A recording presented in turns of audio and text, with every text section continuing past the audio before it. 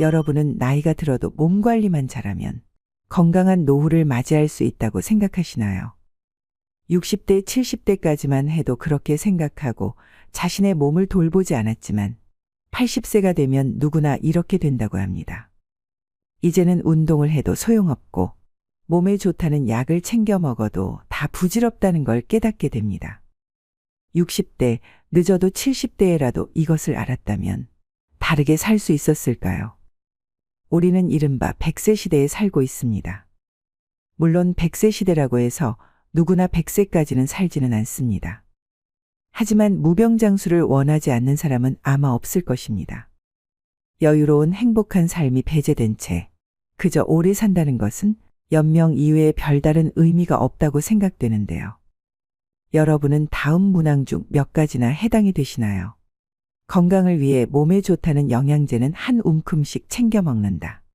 좋아하는 음식이지만 오래 살려는 마음에 먹고 싶은 걸 참는다. 건강을 위해서는 무리가 되더라도 매일 운동한다. 전부 맞는 이야기 아니야 라고 생각되시나요? 나이가 들수록 건강에 해로운 건 피하고 건강에 좋은 것은 꾸준히 실천하는 게 당연하다는 생각이 드는데요. 하지만 건강을 위해 참았던 일들이 80세가 넘은 사람이라면 자제할 필요도 무리할 필요도 없다고 합니다. 현재 우리나라의 노인 평균 수명은 80세 초반에서 중반을 웃돌고 있는데 문제는 80세가 넘어가면서부터 급격한 변화가 몰려온다는 것입니다. 80세 이후는 70대와는 완전히 다릅니다. 어제까지 가능했던 일이 오늘은 안 되는 상황을 수없이 맞닥뜨립니다. 컨디션 난조를 겪는 일도 잦아집니다. 리모컨을 어디에 뒀는지 기억조차 없는 황당한 상황을 자주 겪기도 하는데요. 배우자나 가까운 사람의 죽음을 경험하면서 하루아침에 고독이나 절망에 사로잡힐지도 모릅니다. 순식간에 생로병사의 거대한 벽이 거친 파도처럼 덮쳐오는 것이죠. 이처럼 80세의 거대한 벽을 제대로 넘지 못하면 노년의 생활은 말 그대로 지옥이 되는 겁니다. 반대로 말하면 우리가 이 80세의 벽을 잘 넘게 되면 행복한 20년의 노후를 보낼 수 있다는 얘기이기도 합니다. 여러분은 행복한 노후와 불행한 노후 어느 쪽을 선택하시겠습니까?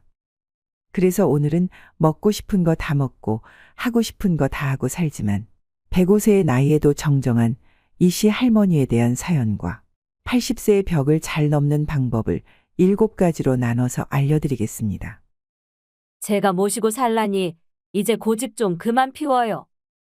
일 없다. 늙음하게 내가 무슨 호강을 한다고. 아니 대체 혼자 왜 이러고 사시는 거예요? 올해 나이가 105세이신 이씨 할머니의 자식들은 속이 탑니다. 몇 년 전 아버지가 세상을 떠나고 홀로 남은 어머니가 너무 걱정입니다. 그래서 어머니를 모시고 살려고 집까지 새로 구했지만 어머니는 굳이 혼자 살겠다고 하십니다. 매 끼니마다 밥도 안 먹고 돼지고기만 먹고 그리고 건강에도 안 좋은 커피는 왜 이렇게 많이 마셔요?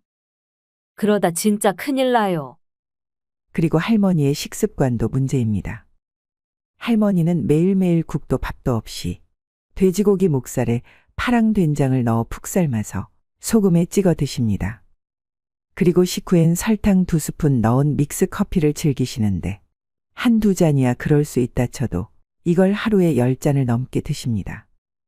그러니 자식들이 걱정이 안 될 수가 없죠. 그런데 재미있는 건 할머니가 누구보다 건강하다는 사실이었습니다. 심지어 할머니보다 나이가 25살 어린 80세 딸보다 건강했습니다. 정작 엄마가 걱정이 되어 잔소리하는 딸은 여기저기 몸이 안 좋아서 절뚝이고 다녔지만 할머니는 딱히 아픈 데도 없고 활기가 넘치십니다. 그리고 요즘 할머니는 젊었을 때 못했던 한글 공부를 하십니다. 물론 혼자 독학으로 하셔서 글자가 삐뚤빼뚤이지만 그래도 자신이 좋아하는 노랫가락도 적고 그때그때 떠오르는 말을 메모해 놓습니다. 세상에 올 때 내 맘대로 온 건 아니지만 이 가슴에 꿈도 많았지. 이런 글로 시작하는 일기를 적기도 하십니다. 그렇게 한글 공부가 끝나면 할머니는 또 부지런히 외출을 하십니다. 근처에 있는 놀이터에서 소시적 잘 탔던 그네도 신나게 타시고 공원에 있는 운동기구도 타십니다. 공원에는 다리 운동 기구에 팔 운동 기구까지 없는 게 없습니다.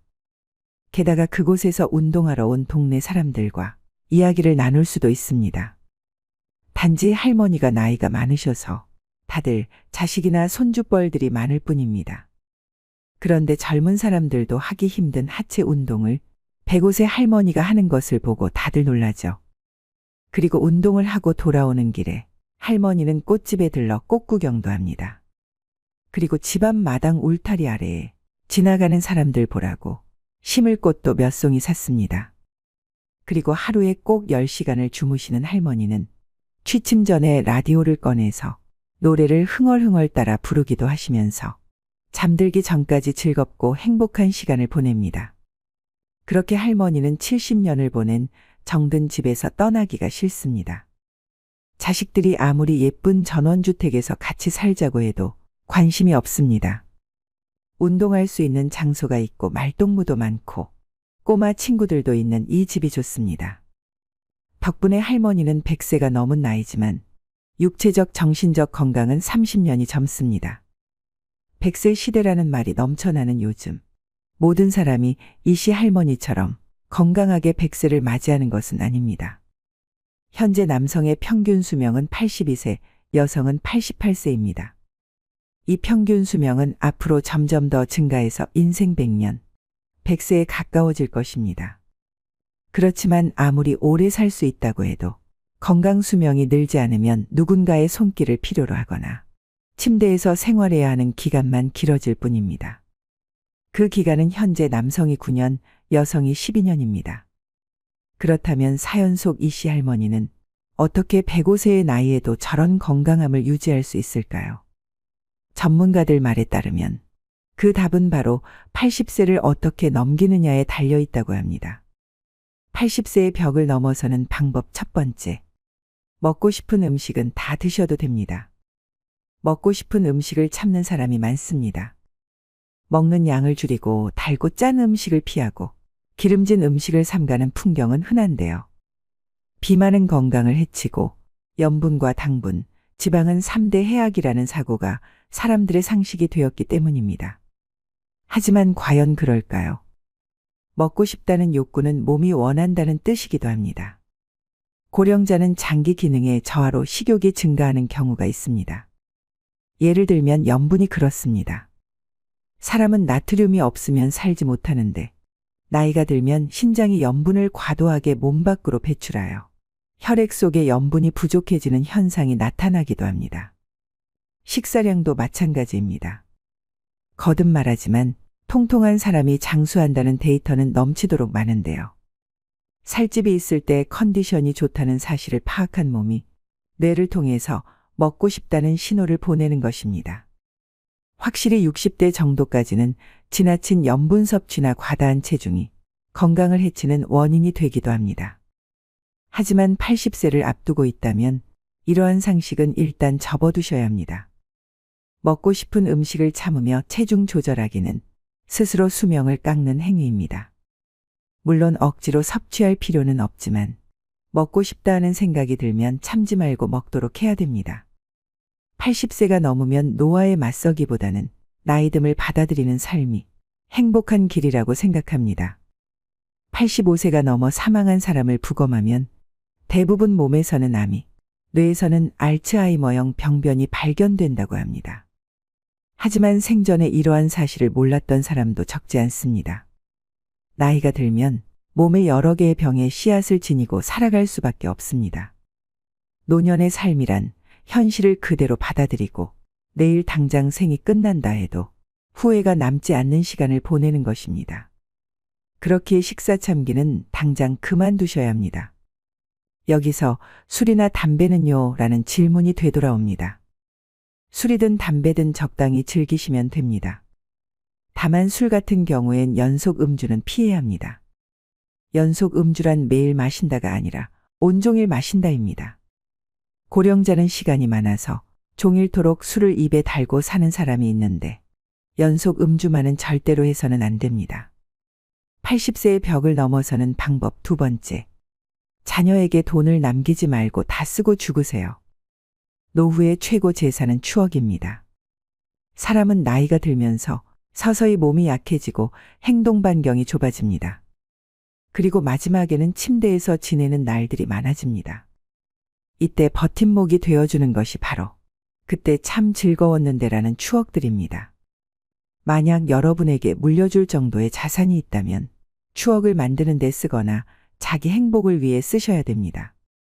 80세가 넘은 고령자는 지금 당장 병이 들고 움직이지 못하게 된다 해도 전혀 이상할 것이 없습니다. 내일 죽게 될지도 모를 일입니다. 그러니 후회 없는 시간을 보내야 합니다. 재산을 자녀에게 남기기 위해 자신이 하고 싶은 것을 참는다는 것은 본말이 전도된 상황입니다. 자기 자신은 물론 자녀도 불행해집니다. 80세의 벽을 넘어서는 방법 세 번째. 고독을 즐길 수 있어야 됩니다.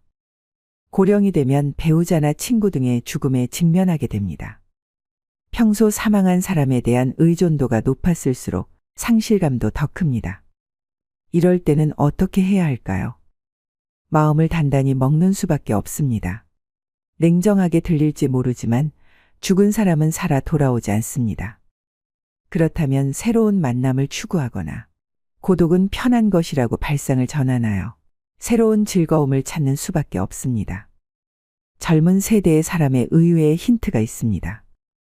요즘 젊은 사람 중에는 결혼이나 연애를 하기보다는 종일 게임을 하거나 스마트폰을 들여다보며 지내는 사람이 많은데요. 즉, 마음 편한 고독을 즐기는 것입니다. 외롭다라고 생각하면 마음이 괴롭지만 고독은 자유다라고 발상을 바꾸면 뜻밖의 즐거움을 발견할 수 있습니다.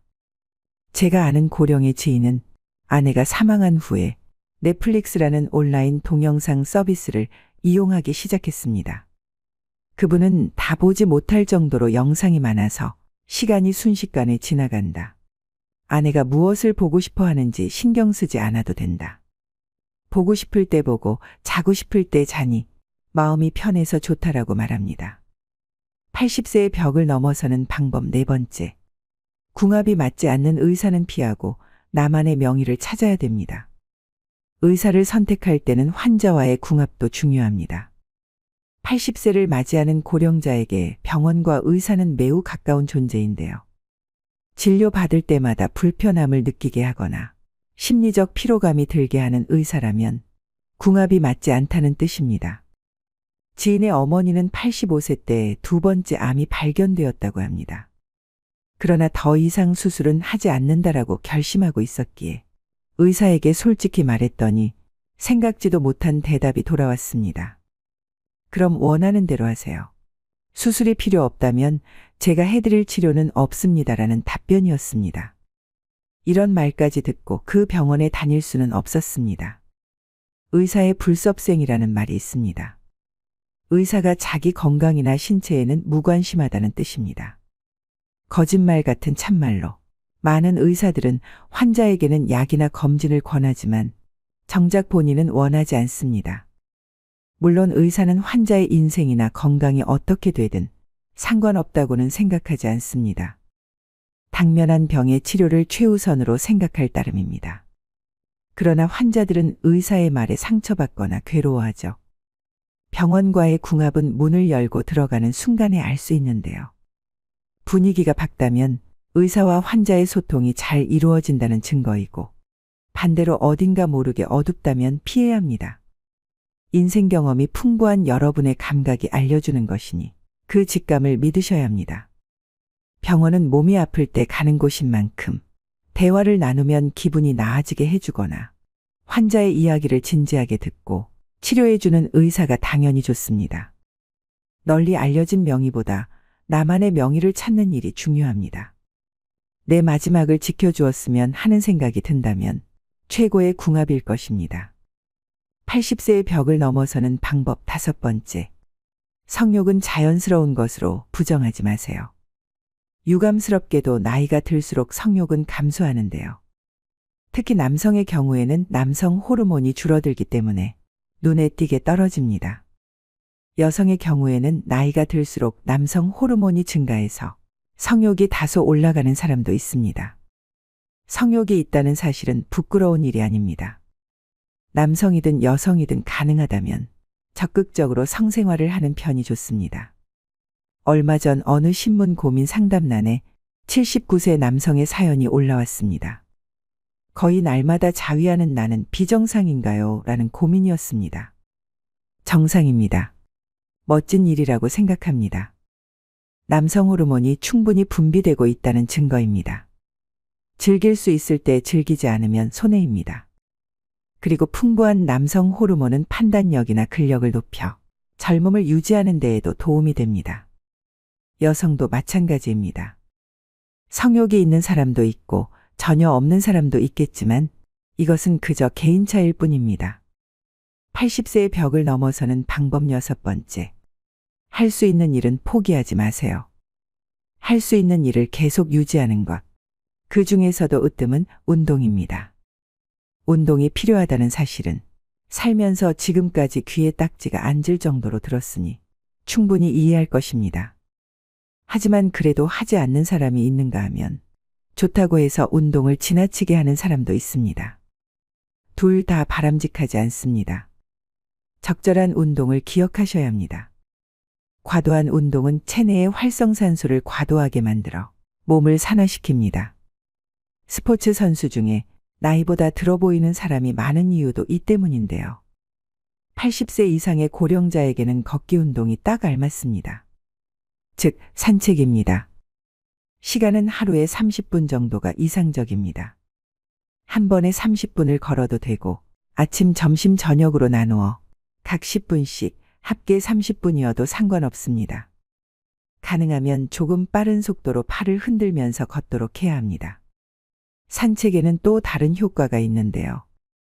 자연광을 쏘이면 세로토닌이라는 뇌내 물질이 분비됩니다. 이 물질은 행복 호르몬이라고 불리는데 마음을 안정시키거나 머리 회전을 좋게 만드는 역할을 합니다. 산책 이외에 청소나 세탁 같은 집안일도 훌륭한 운동이 됩니다. 이처럼 몸을 수시로 움직이는 일이 중요합니다. 아, 귀찮아라는 생각이 들더라도 오히려 반대로 몸을 움직여 봅시다. 80세의 벽을 넘어서는 방법 마지막 7번째. 약은 좋지 않을 때만 먹으세요. 장수하는 약은 없습니다. 또 약을 계속 먹어야 오래 산다는 근거는 어디에도 없습니다. 그저 자기 소신껏 사는 것이 제일의 방법입니다. 의사에게 수치가 높더라도 건강한 삶을 우선하고 싶다라고 말했는데 들어주지 않는다면 좋은 의사가 아닙니다. 그런 의사는 환자가 거절하면 됩니다. 선생님이 그리 말하니까 선생님 눈밖에 날까 봐서 의사의 안색만 살피며 참는 사람이 있는데 약을 먹어야 오래 산다는 확실한 근거는 의사에게도 없습니다. 다량의 약을 지속해서 복용하면 어떻게 될까요? 당연히 몸에 큰 부담을 줍니다. 왜냐하면 약은 독이기도 하기 때문입니다. 특히 고령자일수록 많은 약을 함께 쓰면 문제가 됩니다. 본래 약이란 몸이 좋지 않을 때 치료를 위해 먹는 것입니다. 오늘날에는 오래 살려고 약을 먹는 사람이 많지만 관련된 근거에 대한 조사나 연구는 제대로 이루어지지 않고 있습니다. 머리가 아프면 두통약을 먹고 위가 아프면 위장약을 먹으면 됩니다. 물론 꼭 먹어야 하는 약도 있으므로 모든 약을 끊을 수는 없지만 일상생활의 활동 수준을 방해하지 않도록 최소한에 머물러야 합니다. 이것이 80세 이상의 고령자가 약과 어울리는 올바른 방법입니다. 80세의 벽을 잘 넘는 방법 6가지를 말씀드렸습니다. 지금까지의 인생은 하루하루가 바쁘고 무언가에 쫓기듯 살아오셨을 겁니다. 하지만 80세부터는 다릅니다. 천천히 하루를 살아도 됩니다. 좋아하는 일을 하고 싫어하는 일은 하지 않는 것. 이것은 80세가 넘은 고령자의 기본 자세입니다. 사실은 하고 싶은데 참는다 혹은 사실은 하기 싫은데 참는다와 같은 태도는 지금 당장 그만두시길 권합니다. 80대는 어느 날 갑자기 움직이지 못하게 될 위험을 항상 안고 있기 때문입니다.